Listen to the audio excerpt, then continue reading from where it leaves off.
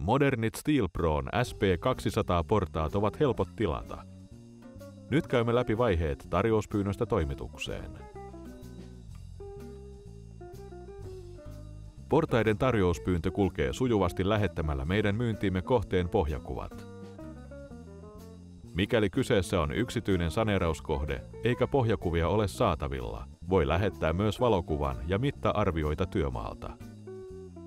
Laskettuamme alustavan tarjouksen käydään vielä läpi käsijohteet ja kiinnitysdetaljit. Asiakkaan tilauksen jälkeen siirrämme projektin myynnistä suunnitteluun.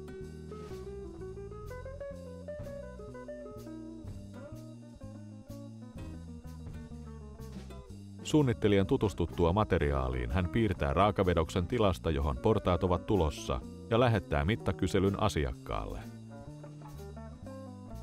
Mittakyselyssä tarvitsemme vain 3 päämittaa työmaalta. 1. Porrasaukon leveys. 2. Kerroskorkeus. Ja lopuksi 3. mitta. Portaan etenemä, eli kuinka pitkälle porras voi enintään tulla. Saatuaan nämä mitat työmaalta päästään piirtämään porraskuvia. Suunnittelija piirtää tilan 1:1 ja sovittaa portaamme kohteen mittojen mukaan. Valmiit porraskuvat lähetetään asiakkaalle ja käydään läpi kiinnityksien yksityiskohdat.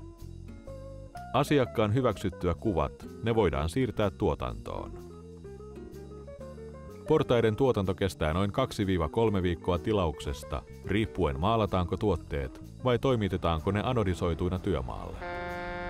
Lasien toimitusaika on noin 4-5 viikkoa kuvien hyväksymisestä.